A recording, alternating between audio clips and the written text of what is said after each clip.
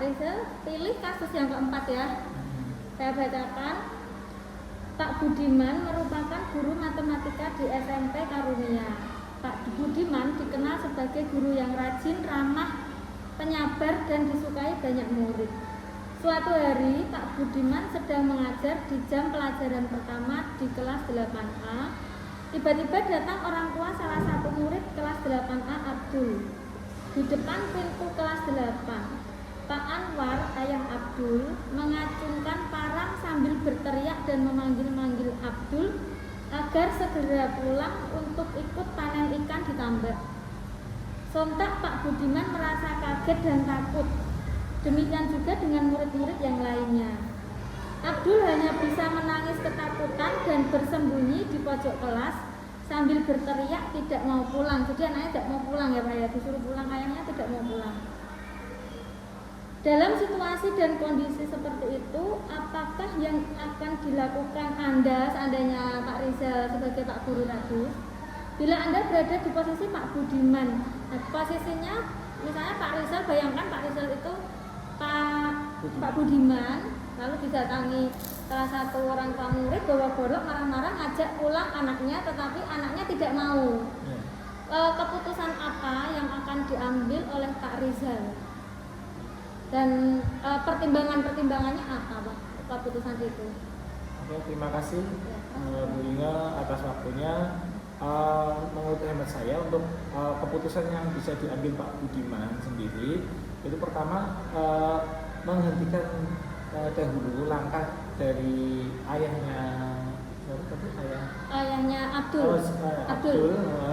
Jadi agar tidak melakukan tindakan yang lebih mungkin membahayakan karena kan membawa senjata tajam.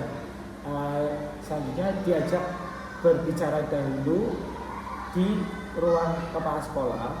Memang harus ada yang menangani, Bu Inga, tetap harus ada yang menangani karena jika hanya berdua saja akan ditakutkan nanti akan timbulnya emosi dan yang lain-lain.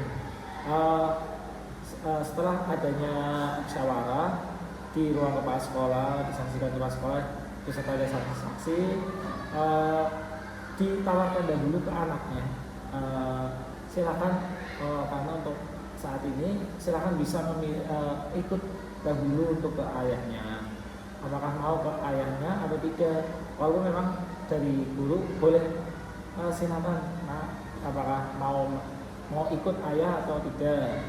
Tapi jika Abdul sendiri tidak mau, mungkin bisa disampaikan dengan hati-hati tentunya kepada ayahnya bahwa ada mungkin kegiatan apa yang ayahnya disuruh menjelaskan kegiatan apa yang akan dilakukan di panen ikan itu tersebut. Apakah mungkin ada kegiatan yang tidak disukai Abdul atau tidak, jika memang Abdulnya sendiri bersedia ya silakan, jika pun tidak bisa dibicarakan lebih dahulu, dan apabila ayahnya tetap bersikukuh tetap memaksa Abdul agar ikut, saya sendiri sebagai Pak Budiman akan membujuk Abdul dahulu, karena memang kan akan sangat berbahaya jika menahannya seperti itu. Membujuknya Abdul agar ikut dahulu, agar nanti selanjutnya akan ada tindakan yang musyawarah lagi atau tidak lanjut yang akan dilakukan pihak sekolah untuk menyelesaikan secara baik-baik. Mungkin hari itu ada permasalahan yang lain dari ayahnya Abdul sendiri, jadi mungkin hari itu bisa emosi atau tidak. Jadi untuk hematnya misalnya ayahnya masih memaksa Abdul, dari pihak sekolah membujuk Abdulnya dulu untuk ikut ke ayahnya. Terus setelah lain hari dari pihak sekolah bisa mendatangi kembali untuk menanyakan bahwa memaksakan siswa saat jam-jam pelajaran itu akan membuat trauma sendiri ke siswanya.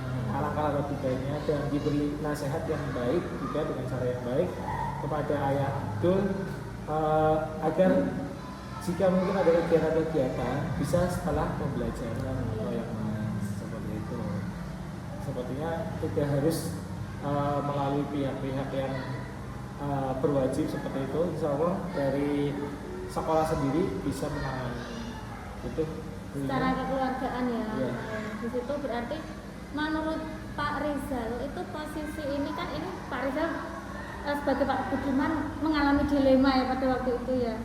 Posisinya bagaimana menurut Pak Rizal? Pak Rizal itu ayahnya itu dalam posisi benar atau salah, sedangkan Abdul tadi dalam posisi benar atau salah? Kalau menurut analisis Pak Rizal? Untuk dari yang saya lihat kasusnya ini tidak bisa serta-merta benar atau salahnya, karena memang dari bisa jadi ayah Abdul mungkin sebelumnya itu ada beberapa rentetan yang mungkin Abdul mungkin di rumahnya melakukan kenakalan yang mungkin yang memang tidak ada kegiatan, akhirnya meluapkan di hari itu, atau bisa juga ayahnya memang memaksakan, mungkin ada keinginan ayah yang mungkin Abdul disuruh menjadi nelayan atau apa. Nah, dari sini pihak sekolah seharusnya bisa menyambung lidah atau sebagai jembatan untuk meneruskan misalnya keinginan ayahnya, keinginan Abdul, jadi sama-sama enaknya. Memediasi. Iya, memediasi. Jadi tidak harus mencari benar dan salah. Iya, karena misalnya siapa yang salah, siapa yang benar, nanti akan jadinya pembelaan yang akan berlarut-larut. Kita sebagai pihak sekolah hanya bisa memediasi saja. Iya. Jadi intinya menurut Pak Rizal ditawarkan kepada anak dulu ya Pak ya, mau atau tidak membantu ayahnya, dan ayahnya juga diajak berkomunikasi dengan baik. Apakah tidak bisa nanti setelah pulang sekolah? Jika ayah tetap memaksa, pihak sekolah akan membujuk Abdul supaya ikut membantu ayahnya dulu. Mungkin nanti pelajaran yang tertinggal bisa disusulkan supaya emosi seseorang ayahnya tadi tidak semakin memuncak begitu ya Pak ya. Sehingga tidak melakukan hal-hal yang membahayakan. Ya itu untuk jangka pendeknya waktu itu ya Pak. Untuk jangka panjangnya tadi seperti dikatakan Pak Rizal, nantinya akan dilakukan mediasi atau pihak sekolah melakukan pendekatan ke ayahnya gitu ya. Mungkin ada dari bukan hanya ayahnya, kan dari keluarganya juga Dari bisa keluarga, jadi mungkin ada permasalahan dari mungkin ekonomi atau apapun itu bisa terselesaikan. Ya itu menurut Pak Rizal ya, pengambilan keputusannya sebagai pemimpin pembelajaran seperti itu ya Pak Rizal. Terima kasih Pak Rizal atas komunikasinya, bincang-bincangnya, curah pendapatnya hari ini. Iya, Terima kasih Pak Rizal. Terima kasih.